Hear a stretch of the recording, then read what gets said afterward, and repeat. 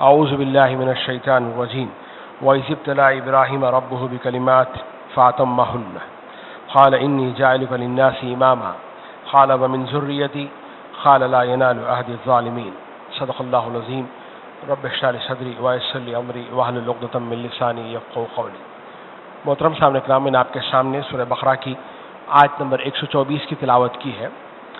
آج کے جمعے کے خطبے میں آپ کے سامنے حضرت ابراہیم علیہ السلام اور ان کے خاندان کے حوالے سے ایک اسلامی خاندان کیسے ہوتا ہے، اور خصوصاً ایک باپ ہونے کے ناطے اپنی اولاد کے لیے کیا سوچنا چاہیے گا، کیسے فکر مند ہونا چاہیے گا، اس کا ذکر میں آپ کے سامنے آج کے اس جمعے کے خطبے میں رکھنے کی کوشش کروں گا۔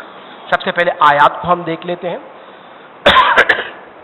اللہ آیت میں ارشاد فرماتے ہیں، قال انی جاعلک للناس اماما، اے ابراہیم میں تم کو لوگوں کا امام بنانے والا ہوں۔ بہت بڑی بشارت ہے، یہ بہت بڑی بشارت۔ اور ہم جانتے ہیں کہ آج دنیا کے 3 بڑے مذاہب، اسلام، عیسائیت اور یہودیت، ان کو اپنا پیشوا مانتے ہیں، رہبر مانتے ہیں ان کو، مگر یہ جو امامت کا مقام ہے وہ ملا کیسے؟ وہ ایسے نہیں ملا۔ اللہ نے فرمایا، اس کا جواب دیا، وَإِذِ ابْتَلَىٰ إِبْرَاهِيمَ رَبُّهُ بِكَلِمَاتٍ فَأَتَمَّهُنَّ۔ ایک آزمائشوں کا ایک دور گزرا ہے، ان آزمائشوں سے، ان امتحانات سے ابراہیم علیہ السلام پورے گزرے۔ فَأَتَمَّهُنَّ، انہوں نے بدرجہ اتم ان امتحانات میں کامیابی حاصل کی، اللہ کی منشا کو پورا کیا، اس کے بعد چل کر اللہ تعالیٰ نے وہ امامت کا مقام دیا۔ ہمارا مسئلہ یہ ہے کہ ہم پہلے اللہ سے یہ چاہتے ہیں کہ اللہ وہ سارے وعدے تو پورے کر دے، اس کے بعد ہم کام کریں گے، پہلے حکومت دے پھر ہم فلاں فلاں کریں گے۔ یہ ہمارا ایک سوچنے کا انداز ہے، جبکہ قرآن یہ کہتا ہے کہ پہلے تم آزمائشوں سے گزرو، اپنے آپ کو اس مقام کا اہل ثابت کرو، پھر اللہ تمہیں دے گا۔ آج میرے اور آپ کے لیے یہ کہنا بڑی آسان بات ہے کہ حضرت ابراہیم علیہ السلام آگ میں چلے گئے، لیکن میرا اور آپ کا حال یہ ہے کہ ہم اپنے بچے کو آگ کے قریب جانے نہیں دیتے، ہم روک دیتے، بیٹا آگ ہے جل جائے گی۔ ہم دیا سلائی، اگر ماں کہیں دلاسا رکھ کر بھول جائے اور اسے یہ اندیشہ ہو جائے کہ پتہ نہیں بچہ گھر میں چھوٹا ہے، دیا سلائی اٹھا کر کہیں اپنے آپ کو نقصان نہ کر لے، تو کتنی پریشان ہو جاتی ہے۔ آج بھائی حضرات کے لیے کہنا بڑا آسان ہے کہ حضرت ابراہیم علیہ السلام اپنے شیر خوار بچے، چھوٹے دودھ پیتے بچے اور ان کی والدہ کو اکیلے کو وہ ریگستان میں چھوڑ کر چلے آئے۔ ممبر پر کھڑے ہو کر بولنا بڑا آسان ہے، لیکن میرا اور آپ کا حال یہ ہوتا ہے کہ ہمارے بیوی بچے اگر ذرا کہیں بنگلور سے وانمباڑی آنا ہے، 4 بجے نکلے، 7:30 8 بجے پہنچنا ہے، اگر 9 بجے تک نہیں پہنچے تو کتنی بےخباری ہو جاتی ہے۔ فون پر فون، پتہ نہیں کہاں ہو گیا، کیا ہوا، کیوں ہوا، اتنی دیری کیسے، اتنی بےخباری مجھے اور آپ کو۔ اور ہم کہتے ہیں کہ بھائی ہم نے ابراہیم علیہ السلام نے فیملی کو چھوڑ دیا، یہ ہمارا انداز ہے کہنے کا۔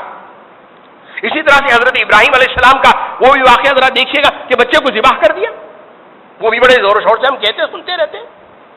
لیکن آج ہمارے اندر ایسے لوگ بھی، دانشور حضرات بھی ہیں جو قربانی میں جانور کو ذبح کرنے میں بڑا تردد محسوس ہوتا ہے کہ بھئی یہ تو پیسے کا ضیاع ہے، فلاں کا ضیاع ہے، یہ کیوں کریں۔ گزشتہ جمعے 1-2 جمعے پہلے میں نے اس پر بھی گفتگو کی ہے۔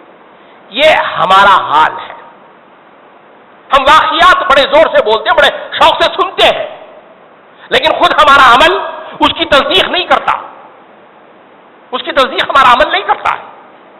قرآن مجید بتاتا ہے کہ حضرت ابراہیم علیہ السلام کو اللہ تعالیٰ نے جب بھی کچھ دیا ہے تو انہوں نے فوراً اللہ کا شکر ادا کیا ہے، اللہ کا شکر ادا کیا۔ مثلا بڑی عمر کے بعد میں اولاد دی ہے، قرآن مجید اس منظر کو ہمارے سامنے رکھتا ہے۔ سورہ ابراہیم میں آیت نمبر 39 ہے، الحمدللہ الذی وہب لی علی الکبر اسماعیل و عیسیٰ ان ربی لسمیع الدعاء۔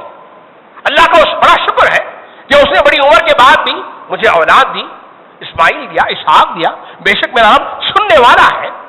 اللہ کا شکر ادا کرتا ہے بندہ، مگر اس مقام پر ذرا دیکھیے گا، اس مقام پر ذرا دیکھیے گا، سب سے بڑی بشارت اللہ تعالیٰ دے رہے ہیں کہ میں تم کو لوگوں کا امام بنا رہا ہوں، لوگوں کا امام بنا رہا ہوں۔ ابراہیم علیہ السلام یہ نہیں کہہ رہے کہ اللہ کا بڑا شکر ہے، رحم کرم مجھ پر، نہ، یہ نہیں کہا انہوں نے۔ آیت اب آپ سنیے گا، انی جاعلک للناس اماما، اللہ نے فرمایا میں تمہیں لوگوں کا امام بنانے والا ہوں۔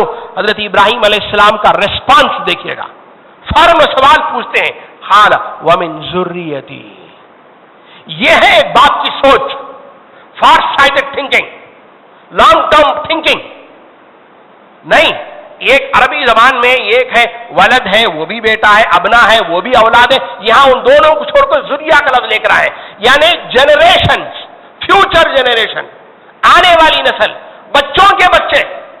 میرا بچہ تو ہوگا ٹھیک ہے، لیکن مجھے اس کی فکر نہیں ہے، میں بہت دور کی سوچ رہا ہوں، اس لیے کہ میری امت کو اس دنیا میں بہت بڑا رول ادا کرنا ہے۔ وہ کیا کرے گی؟ کیا ان کو بھی یہ مقام ملے گا؟ یہ ہے ایک باپ کی سوچ اپنی اولاد کی خاطر۔ سوچتے ہیں باپ کہ میری اولاد نہیں، اس کے بعد والی حالات ان کا کیا ہوگا۔ حضرات محترم، مسلمان تو وہ ہے، اللہ کے رسول صلی اللہ علیہ وسلم کی حدیث کا مفہوم میں رکھ رہا ہوں، اگر اسے یہ پتا چل جائے کہ قیامت آ رہی ہے اور وقت ہے، اس کے ہاتھ میں ایک بیج ہے، تو اسے بو دے۔ اسے معلوم ہے کہ اس بیج سے درخت نہیں نکلے گا، اس لیے کہ دنیا ختم ہو جائے گی، مگر مومن آگے کا سوچنے والا ہوتا ہے۔ پھل میں نہیں کھاؤں گا، درخت کو میں نہیں دیکھ سکوں گا، لیکن میری اولاد، میری نسل اس درخت کے سائے میں بیٹھے گی، اس درخت کا پھل کھائے گی۔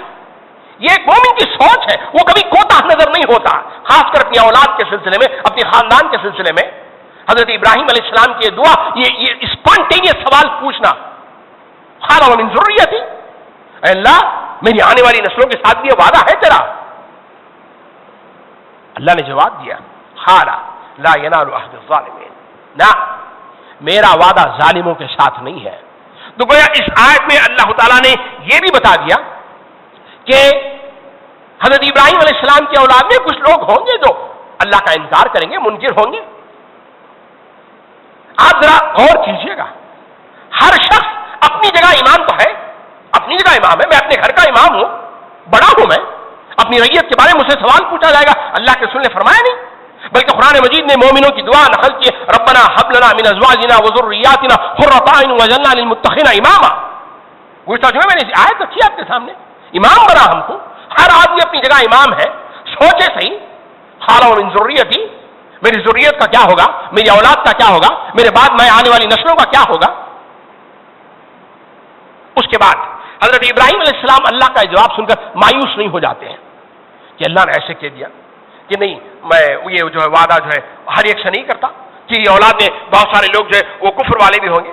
اب آیت نمبر 125 ہے، میں لگاتار وہ آیت آپ کے سامنے کہوں، اس کی تفصیل تھوڑی بہت رکھنے کی کوشش کر رہا ہوں میں۔ آیت نمبر 124 وہ تھا، آیت نمبر 125 میں اللہ فرماتے ہیں وَإِذْ الْبَيْتَ مَثَابَةً لِلنَّاسِ وَأَمْنًا، یہ اللہ نے فرمایا کہ ہم نے خانہ کعبہ کے تعلق سے دو باتوں کا ذکر کیا۔ آگے آیت نمبر 126 میں ایک اور دعا ہے حضرت ابراہیم علیہ السلام کی، اللہ اس کا ذکر کرتا ہے وَإِذْ قَالَ إِبْرَاهِيمُ رَبِّ اجْعَلْ هَٰذَا بَلَدًا آمِنًا وَارْزُقْ أَهْلَهُ مِنَ الثَّمَرَاتِ، اللہ نے فرمایا کہ اس گھر کو میں نے دو چیزوں کا مرکز بنا دیا، یہ مثابۃ للناس، لوگ واپس پلٹیں گے اس کی طرف، یہ لوگوں کا مرکز ہوگا، محور ہوگا، سینٹرل فوکس پوائنٹ ہوگا، اور پھر دوسرا امن ہوگا، اس گھر میں امن ہوگا۔ ہم دونوں باتیں دیکھتے ہیں، ہم جانتے ہیں کہ مسلمان کی روزمرہ زندگی میں ہر کام، دینی کام خاص کر، اس کا محور اور مرکز قبلہ ہوتا ہے، چاہے نماز ہو یا زندہ ہو یا مردہ ہو، خبر میں ہم دفن بھی کرتے ہیں تو قبلہ رخ کر کے دفن کرتے ہیں، اور اسی طرح سے امن، اس پر بھی ہم باتیں سنتے رہتے ہیں۔ ابراہیم علیہ السلام کی دعا ذرا دیکھیے گا، آیت نمبر 126 ہے وہ دعا، انہوں نے دعا کیا کی اللہ سے کہ وَإِذْ قَالَ إِبْرَاهِيمُ رَبِّ اجْعَلْ هَٰذَا بَلَدًا آمِنًا وَارْزُقْ أَهْلَهُ مِنَ الثَّمَرَاتِ، اے اللہ اس شہر کو امن والا شہر بنا، اور دوسرا یہاں فراغت سے رزق دے۔ آج کی اگر انگریزی زبان میں بولیں گے پیس اینڈ پراسپرٹی، اس کے بغیر کوئی معاشرہ ترقی نہیں کر سکتا۔ یہ باپ کی سوچ دیکھیے گا، یہ باپ کتنا آگے کا سوچتا ہے کہ میری اولاد کے لیے یہ چاہیے گا، جب تک کسی معاشرے میں لا اینڈ آرڈر قائم نہیں ہوگا، جب تک وہاں سکون نہیں ہوگا، لوگ امن اور چین کی زندگی کیسے گزاریں گے؟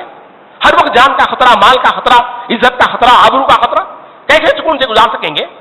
تو پہلے امن کو پوچھا، پھر معاشی ترقی چاہیے گا۔ اگر پیٹ بھوکا ہو آپ لاکھ سرمن بول لیں، جتنا ہی بڑا اچھا بلی خطبہ دے لیں، لیکن اس کی سوچ تو صرف روٹیوں پہ ہوگی، پتہ نہیں 2 روٹی ملے گی 3 روٹی ملے گی، خطبہ اپنی جگہ پر رہے گا، آدمی کا پیٹ تھوڑا سا گیلا ہونا چاہیے گا۔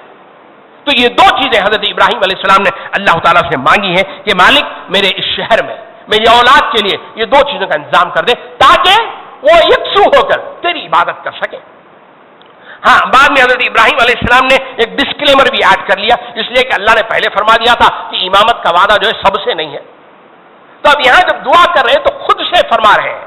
کیا فرما رہے ہیں؟ اللہ تعالیٰ نے ان آیات کو ہمارے سامنے رکھا کہ اے اللہ من آمن منہم باللہ والیوم الآخر، ہاں رزق اور عمل اس کو دے جو اللہ پر ایمان رکھتا ہے اور آخرت پر ایمان رکھتا ہے. تو گویا حضرت ابراہیم علیہ السلام اپنے عمل سے بھی یہ بتانا چاہتے ہیں کہ میں بھی ظالموں کا امام بننا پسند نہیں کرتا، ان کا حامی و مددگار پسند نہیں کرتا. تو اللہ نے جواب دیا کہ اے ابراہیم خال ومن کفر فمتہ خلیلا، ابراہیم اگر میرا کفر بھی جو بھی کرے گا نا، میں تو رب العالمین ہوں، میں کافر کو بھی دوں گا، تھوڑا بہت دے دوں گا، ہاں اس دنیا میں دوں گا، مگر آخرت میں اس کی پکڑ سخت کروں گا، اس کی سخت پکڑ کروں گا. پھر آگے آپ ذرا دیکھیے گا، اس پر بھی ابراہیم علیہ السلام رک نہیں رہے.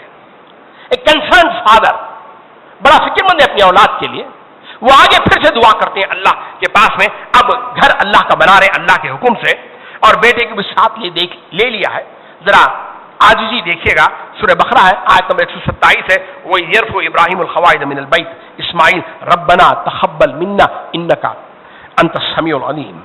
یہ تقبل بڑا ہی وہ تقابل کا صیغہ ہے، اس کے اندر مبالغے کا صیغہ ہے کہ اے اللہ یہ کام ہم تیرے حکم سے کر رہے ہیں، اولو العزم پیغمبر ابو الانبیاء ہے، اللہ کا گھر بنا رہے ہیں، اللہ کے حکم سے بنا رہے ہیں، مگر پھر بھی عاجزی دیکھیے گا، تقبل منا، کوئی حق نہیں جتا رہے ہیں، بڑی عاجزی دکھا رہا ہے بندہ.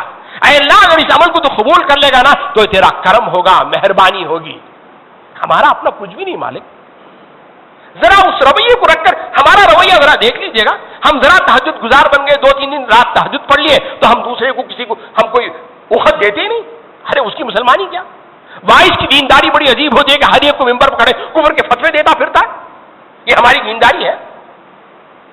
جبکہ حضرت ابراہیم علیہ السلام کو اسوہ یہ نہیں بتاتا، بڑی عاجزی ہے ان کے پاس میں.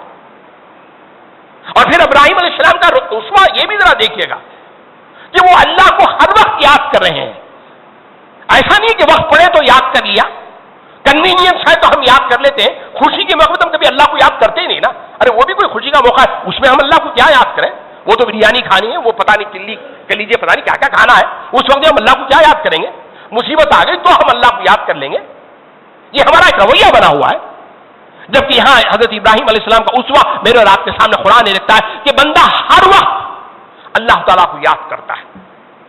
آگے ذرا دعا سنیے گا ان کی. قرآن مجید اب دعا کا دوسرا انداز ہے. پہلے ربی تھا، اب دعا میں ربنا کہہ رہے ہیں، اے ہمارے رب، اس لیے کہ بیٹا بھی شامل ہو گیا ہے، بیٹا بھی ساتھ ہے. ابراہیم علیہ السلام کے ساتھ اسماعیل علیہ السلام بھی ہے. اب گویا اس طرح سے انہوں نے اپنی اس امامت میں کم از کم ایک بیٹے کو تو شامل کر لیا کہ مالک میرا یہ بیٹا بھی امامت کا حقدار بنے گا. اور اب خاموش ہے، کچھ نہیں جواب دیتا ہے. پھر آگے مزید دعا کر رہے ہیں حضرت ابراہیم علیہ السلام، وجعلنا مسلمین لک ومن ذریتنا امۃ مسلمۃ لک. اے اللہ ہمیں تو تیرا تابع دار بنا. بھائی ابھی تو اللہ نے امام بنایا، اور آگے بندہ کہہ رہا ہے کہ مالک ہمیں تیرا مسلم بنا کے رکھ. کیا عاجزی کہیے گا، تابع داری کہیے گا حضرت ابراہیم علیہ السلام کی. یہ وہ چیز جو قرآن مجید ہمارے سامنے رکھ رہا ہے. امامت کے ملنے کے باوجود مالک ہم دنیا کے امام سے مگر تیرے بندے رہیں گے، تیرے غلام رہیں گے. حضرت علی کا قول مجھے یاد آ گیا. حضرت علی فرماتے تھے اے اللہ علی کے فخر کے لیے کافی ہے، علی کے فخر کے لیے کافی ہے کہ تو اس کا رب ہے اور علی تیرا بندہ ہے. بس اور کیا چاہیے؟ اور کیا چاہیے انسان کو؟ کہ تو علی کا مالک ہے اور علی تیرا بندہ ہے. اس سے بڑھ کے اور فخر کیا چاہیے علی کو؟ پھر اس پر بھی نہیں رک رہے ہیں حضرت ابراہیم علیہ السلام. اور طرف دیکھیے گا ان کی دعا میں اپنی اولاد کے لیے، اپنے آئندہ آنے والی نسل کے لیے دعا کرتے ہیں. وہ آگے وَمِن ذُرِّيَّتِنَا أُمَّةً مُسْلِمَةً لَكَ، اے اللہ میری آنے والی نسل میں ایک امت مسلمہ تو بنا. من ذُرِّيَّتِنَا، خیر کچھ لوگ کافر ہو جائیں گے، لا يَنَالُ عَهْدِ الظَّالِمِينَ، تو نے کہہ دیا کہ میری امت میں کچھ لوگ ظالم ہوں گے، مگر اللہ کچھ لوگوں کو امت مسلمہ تو بنا، ان کو تیرا تابع دار بنا. حضرات محترم، دو باتیں قابل غور ہیں اس جگہ پر. ہمارے ہاں عام طور پر یہ بات بڑی مشہور ہے کہ حضرت اللہ کے رسول صلی اللہ علیہ وسلم حضرت ابراہیم علیہ السلام کی دعا ہے، مگر ساتھ میں دوسری بات بھی یاد رکھیے گا، میں اور آپ بھی حضرت ابراہیم علیہ السلام کی اسی دعا کا مظہر ہے. یہ دعا انہوں نے کی ہے کہ اللہ میری نسل میں ایک امت مسلمہ اٹھا. میں اور آپ آج اسی دعا کا مظہر ہے.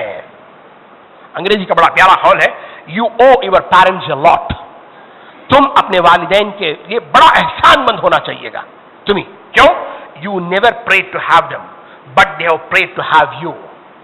تم نے کبھی دعا نہیں کی رب سے کہ اے مالک ان کو میرا ماں باپ بنا، لیکن ماں باپ نے دعا کی ہے کہ مالک مجھے یہ اولاد عطا کر. والدین نے دعا کی ہے میرے اور آپ کے لیے. میں نے اور آپ نے دعا نہیں کی والد کے لیے، والدین کے لیے. ہم نے کبھی دعا کی اللہ ان کے گھرانے میں مجھے پیدا کر، ان کو میرا ماں باپ بنا. حضرات محترم، کہیں ایسا نہ ہو کہ ہم اپنے اعمال سے صرف اللہ کے آخری رسول صلی اللہ علیہ وسلم ہی کو نہیں بلکہ اپنے جد امجد حضرت ابراہیم علیہ السلام کو بھی کہیں شرمندہ نہ کر دے اپنے اعمال سے. کل ان کا سامنا ہوگا، کہیں وہ اگر وہ پوچھ بیٹھے میں نے تمہارے جیسے لوگوں کے لیے دعا کی تھی اللہ کے سامنے، تم جیسے لوگوں کو مانا تھا میں نے، کیا جواب دیں گے ہم اس وقت میں؟ اللہ کے رسول تو اپنی جگہ رہے.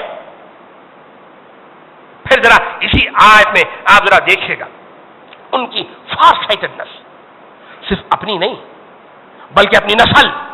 میری نسل، آنے والی نسل کیسی ہونی چاہیے گا؟ وہ مسلمان ہونی چاہیے گا، تیری تابعدار ہونی چاہیے گا. ہمارا حال یہ ہے کہ ہم بچے کو مغربی تعلیم دیتے ہیں، مخلوط ماحول میں پڑھاتے ہیں، بعد میں شکوہ کرتے ہیں کہ بچہ بگڑ گیا. کس کی غلطی ہے؟ بچے کی غلطی ہے. بچے نے کہا کہ ابو مجھے فلاں کو ایجوکیشن میں ڈالیے گا. کس نے کہا؟ ہمارا اپنا فیصلہ تھا، ہم نے اٹھایا، اور بعد میں ہم افسوس کرتے کہ بچہ بھاگ گیا بھائی، لڑکی بھاگ گئی بھائی. حضرت ابراہیم علیہ السلام کا اسوہ یہ نہیں بتاتا ہے. آگے حضرت ابراہیم علیہ السلام فرماتے ہیں وارینا مناسکنا وتب علینا انک انت التواب الرحیم. حج سکھا، حج کے ارکان سکھا، پھر اس کے بعد میں توبہ مانگ رہے ہیں. بھائی حج تو وہ ہے کہ وہ حج جو آدمی کر کے نکلا وہ تو ایسا جیسے ماں کے پیٹ سے بچہ نکلا. حج کے بعد توبے کا ذکر کیا؟ ذرا سوچیے گا. حضرت ابراہیم علیہ السلام اللہ پیغمبر ابو الانبیاء توبہ مانگ رہے ہیں اللہ سے. اے اللہ تو توبہ کو قبول کرنے والا ہے. یہ تو وہی انداز ہے جب بیٹے کو ذبح کرنے کے لیے لٹا دیا ہے. فلما اسلما، جب دونوں نے اسلام قبول کیا، جب دونوں نے کے اندر مسلمانی طاری ہو گئی، وہی انداز ہے. اصل میں بات یہ ہے کہ آدمی کو جتنا رب کی معرفت کا اندازہ ہوگا، جتنے رب کے مقام کا اندازہ ہوگا، اتنا اسے اپنے اعمال کے اندر نقص محسوس ہوگا کہ مالک تیرے شان عبادت کر ہی نہیں سکتے. تیرا مقام تو بہت بڑا ہے، اعلیٰ ہے، عرفہ ہے. میں اور آپ کیا کر سکتے اللہ کی عبادت؟ اس کا حق ہم ادا کر سکتے؟ ارے ہم اللہ کو پہچان نہیں پائے، ہم حق کیا ادا کریں گے؟ یہ وہ مقام ہے جہاں بندہ پہنچ کر کہتا ہے کہ مالک اس عبادت کے اندر نقص ہے، کمزوری ہے، میں مانتا ہوں، لیکن تیرا کرم ہوگا اگر تو اس کو جو قبول کر لیں. پھر آگے رسول اکرم صلی اللہ علیہ وسلم کے لیے دعا کی ہے کہ اے اللہ ربنا وبعث رسولا منہم. ان میں سے ایک رسول اٹھا. کیوں؟ اس لیے کہ اگر باہر والا آیا تو لوگ اس کی بات کو ماننے سے انکار کر دیں گے. انہی میں سے ایک آدمی اٹھا جو رسول ہو ان کا، اور ان کو وہ آیات کی تلاوت کرے گا، کتاب کی تعلیم دے گا، حکمت کی تعلیم دے گا، ان کا تزکیہ کرے گا. یہ 4 کتابیں، یہی دعا کا نتیجہ تھا کہ اللہ تعالیٰ نے تقریباً 2500 یا 3000 برس جو بھی تھے، اس کے بعد میں آخری رسول صلی اللہ علیہ وسلم محمد رسول اللہ صلی اللہ علیہ وسلم اس دنیا میں تشریف لائے اور قرآن مجید ساتھ لے کر آئے. قربان جائیے گا حضرت ابراہیم علیہ السلام کی اس فار سائٹڈنس پر. دعا مانگی تو بڑی عجیب مانگی ہے. بندے نے سب کچھ مانگ لیا، سب کچھ مانگ لیا. اللہ کا گھر بھی مانگ لیا، اللہ کا آخری رسول بھی مانگ لیا، اللہ کی آخری کتاب بھی مانگ لی، اللہ کی آخری امت مسلمہ کو بھی مانگ لیا. سب کچھ مانگا اس بندے نے. یہ ہے وہ سوچ جو حضرت ابراہیم علیہ السلام ہمارے سامنے رکھتے ہیں. تبھی تو اللہ فرماتے ہیں آگے کی آیت میں وَمَن يَرْغَبُ عَن مِلَّةِ إِبْرَاهِيمَ إِلَّا مَن سَفِهَ نَفْسَهُ. جو کوئی ابراہیم کے ملت کو چھوڑے گا، طریقے کو چھوڑے گا، وہ سب سے بڑا بیوقوف ہوگا. سب سے بڑا بیوقوفی ابراہیم علیہ السلام کے طریقے کو چھوڑ کر جا سکتا ہے. ابراہیم تو وہ ہے جو اللہ فرماتے ہیں وَلَقَدِ اصْطَفَيْنَاهُ فِي الدُّنْيَا، ہم نے اسے دنیا میں بھی چن لیا تھا، وَإِنَّهُ فِي الْآخِرَةِ لَمِنَ الصَّالِحِينَ، آخرت تو صالحین میں سے ہوگا ہی ہوگا. وہ آگے آیت نمبر 132 دیکھ لیجیے گا. ان کی دعا ہے، ان کی وصیت کا ذکر کرتا ہے قرآن مجید. حضرت یعقوب علیہ السلام کا ذکر ہے وہاں پہ. ابراہیم اور یعقوب، بیچ میں اسحاق ابھی پیدا نہیں ہوئے، تو گویا اللہ تعالیٰ نے اس ایک آیت میں ابراہیم علیہ السلام کی وصیت، اسحاق کی، اسماعیل کی اور ان کے بیٹے یعقوب کی، چاروں کی اس وصیت کو قرآن ہمارے سامنے رکھتا ہے. یہ بات کی سوچ دیکھیے گا اپنی اولاد کے لیے. وَلَا تَمُوتُنَّ إِلَّا وَأَنْتُمْ مُسْلِمُونَ. دیکھو تمہیں موت نہ آئے مگر اس حال میں کہ تم مسلمان ہو، تم مسلمان ہو. حضرات محترم، اگر اسلام مسلمان نسل پر ہوتا نا، نسلی کسی کے گھرانے میں اگر پیدا ہو گیا مسلمان بس کافی ہے، تو اللہ تعالیٰ یہ نہیں فرماتا کہ مسلمان ہو کے مرنا. اسلام نسلی نہیں ہے، یہ کچھ صفات ہے، یہ کیپیسٹی نہیں ہے، ایکٹیویٹی کا نام ہے. اگر یہ آپ عمل کرتے ہیں تو آپ مسلمان ہیں، ورنہ مسلمانی کی خیر منانا چاہیے گا. نسلی نہیں ہے، مسلمان کے گھر میں پیدا ہو گیا تو چلو مسلمان ہی مر جاؤں گا. اگر ویسا ہوتا تو ولا تموتن الا وانتم مسلمون، یہ آیت بے معنی ہو کر رہ جاتی نا۔ ذرا آپ اور آگے آئیے گا، حج سب سے بڑی عبادت، حج کے اپنے بڑے فضائل مسائل سب بات چیزیں، لیکن آپ اسے اس نقطہ نظر سے دیکھیے گا، یہ گھر والوں کا، ایک باپ ایک بیٹے ایک بیوی کے اندر کے رشتے کو بھی تو حج ہمارے سامنے رکھتا ہے، وہ رشتہ بھی تو سامنے آتا ہے۔ کتنی ساری چیزیں ہم اسے سیکھ سکتے ہیں۔ حضرت ابراہیم علیہ السلام اپنی بیوی اور بچے کو چھوڑ کر جا رہے ہیں اللہ کے حکم سے، بیوی پلٹ کر پوچھتی ہے ابراہیم کہاں جا رہے ہو؟ خاموش بندہ جا رہا ہے، حدیث میں واقعہ ہے۔ دوسری مرتبہ پوچھا، تیسری مرتبہ جب پوچھتے کیا اللہ کے حکم سے چھوڑ کر جا رہے ہو؟ بندہ صرف سر ہلا رہا ہے، جواب نہیں دے پا رہا ہے۔ ہو سکتا ہے غم بھی ہو دکھ بھی ہو، پلٹ کر دیکھوں گا تو بیوی بچے کی محبت مجھے کھینچ لے گی، پتہ نہیں کیا تھا، صرف سر ہلا رہے ہیں حضرت ابراہیم علیہ السلام۔ تب بیوی کا کردار سامنے آیا، ٹھیک ہے تو جاؤ، ٹھیک ہے تو جاؤ۔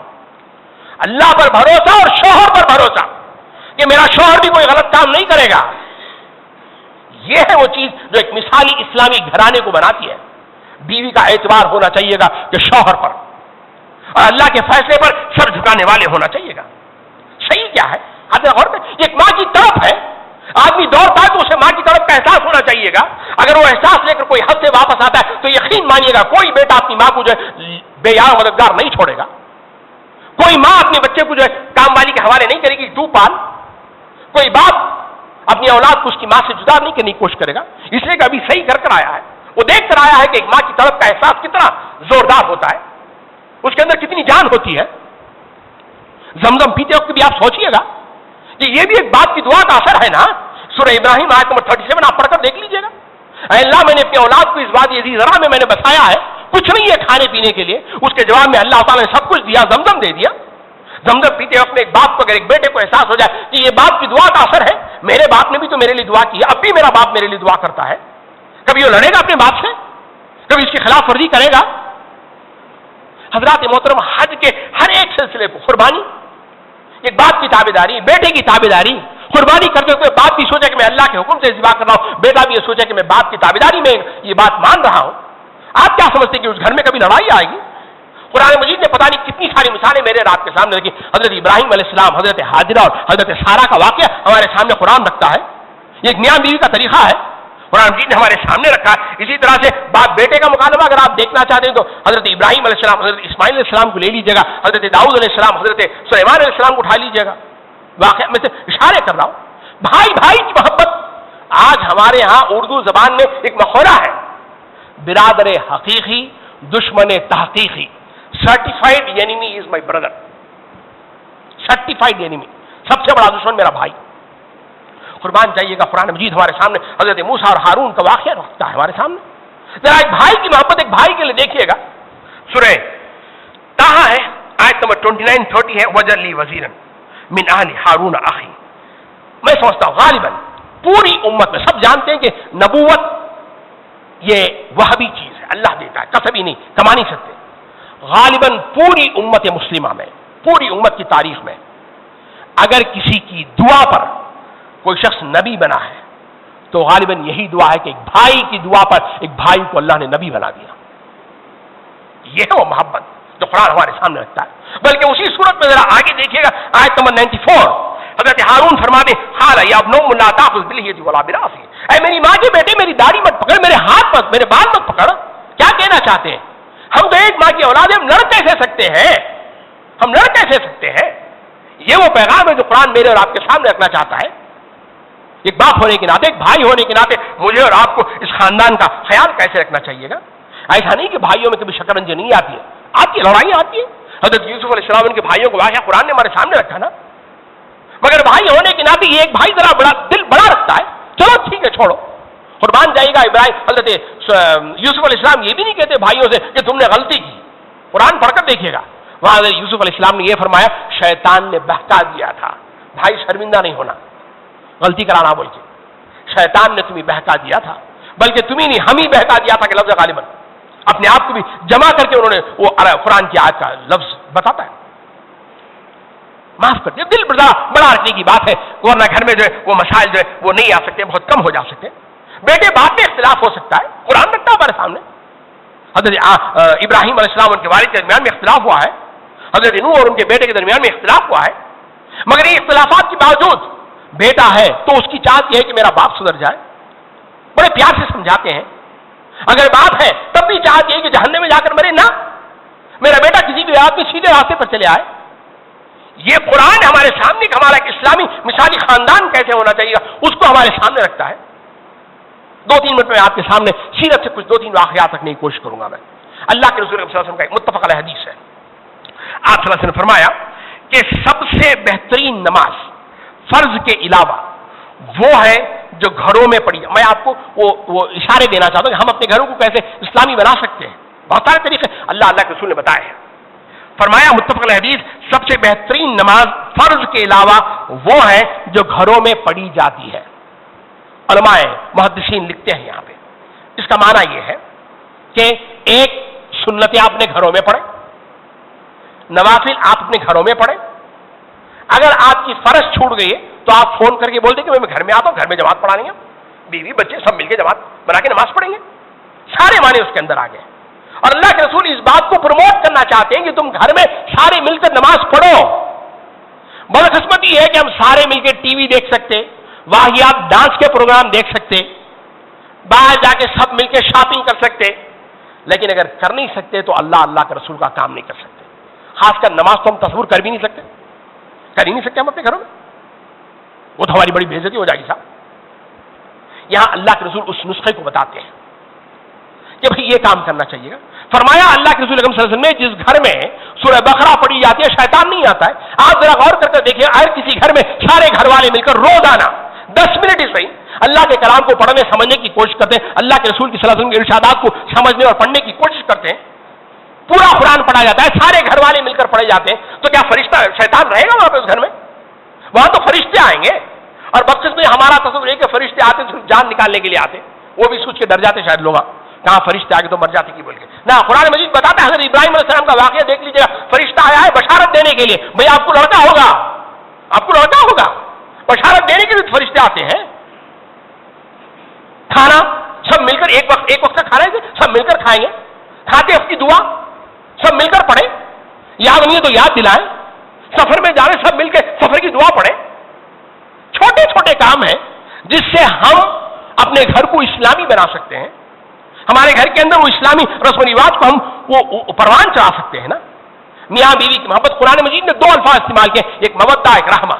قرآن بار بار اس کو استعمال کرتا ہے، میاں بیوی کے درمیان میں یہ چیز ہونی چاہیے گا۔ اللہ کے رسول صلی اللہ علیہ وسلم کے واقعات، زندگی میں کتنے سارے واقعات ہیں۔ اللہ کے رسول صلی اللہ علیہ وسلم پوچھتے ہیں، عائشہ اگر تم مجھے اجازت دو تو میں تھوڑی دیر عبادت کر لوں؟ اللہ اکبر کبیرہ، سوچ کر دیکھیے گا، اگر تم مجھے اجازت دو تو میں تھوڑی دیر رب کی عبادت کر لوں؟ اور حضرت عائشہ بھی قربان جائی کا جواب ہے کہ اللہ کے رسول مجھے آپ کا قرب پسند ہے، لیکن مجھے آپ کی پسند اپنی پسند سے زیادہ پسند ہے۔ ٹھیک ہے، آپ کی پسند پہ میں اپنی پسند کو قربان کر دوں گی، ٹھیک ہے آپ عبادت کیجیے گا۔ حضرت ابوبکر رضی اللہ عنہ تاریخ پڑھ کر دیکھیے گا، وقت وفات آپ نے وصیت کی تھی کہ مجھے میری بیوی نہلائے گی۔ اسماء بنت امیس نے نہلایا تھا اپنے بیٹے عبد الرحمن کے ساتھ میں، یہ ان کی وصیت تھی، میری بیوی مجھے نہلائے گی۔ پڑھ کر دیکھیے تاریخ ہے اس میں۔ قرآن کہتا ہے دودھ چھڑانا ہے تو میاں بیوی مشورہ کر لیں، آپ دودھ چھڑانا معمولی بات ہے بھائی، لیکن اس میں اگر مشورے کی بات قرآن کرتا ہے تو زندگی کے دوسرے مسائل میں کیوں نہیں مشورے کی بات کرے گا قرآن؟ ہم تو مشورے کے قابل نہیں سمجھتے، ہم تو ناقص عقل سمجھتے ہیں، اور حدیث بڑی دلیل ہے ہمارے پاس میں۔ حضرات محترم، اسی طرح سے بچوں کے ساتھ ایک اسلامی خاندان سیرت بتائے، اللہ کے رسول بچوں کے ساتھ وقت بتائے ہیں۔ ایک واقعہ رکھتے میں آپ ختم کر لیتا ہوں۔ بچے تھے آپ کے سامنے، آپ نے کہا ٹھیک ہے ہم چلو ایک کھیل کھیلتے ہیں۔ فرمایا ایک گروہ اس طرف ہوگا، کچھ لوگ اس طرف ہو جائیں گے۔ فرمایا تم تیر پھینکو گے، یہ تیر کو روکیں گے، یہ تیر کو روکیں گے، تم تیر پھینکو، کھیلتا ہو۔ اور آپ جو ہے جو گروہ تیر روک رہا تھا اس گروہ کے پاس جا کر کھڑے ہو گئے۔ اب بچہ کوئی تیر پھینک نہیں رہا، اللہ کے رسول نے پوچھا بھائی تم تیر پھینکو تو صحیح، بچوں کا ادب بھی دیکھیے گا۔ اللہ کے رسول آپ وہاں کھڑے، ہم کیسے تیر پھینکیں گے؟ آپ ان کے ساتھ کھڑے ہیں، ہم کیسے تیر پھینکیں گے؟ فرمایا رسول میں سب کے ساتھ ہوں، میں سب کے ساتھ ہوں۔ نصیحت آپ نے کی ہے، مگر نصیحت کا انداز دیکھیے گا، ہمارا نصیحت کا انداز بالکل الگ ہے۔ سب جانتے ہیں ہم کیسے نصیحت کرتے، بچوں کو اٹھاتے ہیں ہم گالیوں سے شروع کرتے نا، لیکن اللہ کے یا معاذ لبیک یا رسول اللہ، حاضر ہوں اللہ کے رسول، معاذ مجھے بہت پسند ہو، تم مجھے بڑے عزیز ہو. پھر نصیحت کی آپ نے. حضرات محترم، اس طرح کے بہت سارے واقعات آپ سیرت میں دیکھ سکتے ہیں کہ ہم اپنے گھر کو چھوٹے چھوٹے کاموں کے ذریعے جو ہے ہم مثالی بنا سکتے ہیں. ہمارا تصور یہ ہے کہ بھئی گھر وہی مثالی ہوتا ہے جو بنگلہ نما ہو، جس کے اندر جو ہے آرام و آسائش کی ساری چیزیں موجود ہو. ایسا نہیں ہے. سیرت وہ نہیں بتاتی، قرآن اس چیز کو نہیں بتاتا. جس گھر میں جو ہے کفایت شعاری ہے اور اللہ کے فیصلوں پر راضی ہونے کا جذبہ ہے نا، وہ گھر یقینی طور پر اسلامی گھر ہے. وہاں سادگی ہے، اسراف نہیں ہے، بچوں کے ساتھ بڑا محبت کا برتاؤ ہے، بچے بات سے ڈرتے نہیں، وہ آ کے شیئر کرتے اپنے مسائل کو. ساری چیزیں ہیں. جب یہ ساری چیزیں، ان چیزوں کو پیدا کرنے کے لیے یقینی طور پر مجھے اور آپ کو جو ہے وہ کوشش کرنی چاہیے گا. جب تک ہم کوشش نہیں کریں گے، باتیں میں بھی کہتا رہوں گا، آپ بھی سنتے رہیں گے، ورنہ کوشش تو ہوتا نہیں ہے. لیکن مسئلہ یہ ہے کہ مجھے اور آپ کو قرآن کا علم گوارا نہیں ہے. مجھے اور آپ کو قرآن کا علم گوارا نہیں ہے، لیکن یقین مانیے اس کے سوا کوئی دوسرا چارہ بھی نہیں ہے. اقول قولی ھذا استغفر اللہ لکم.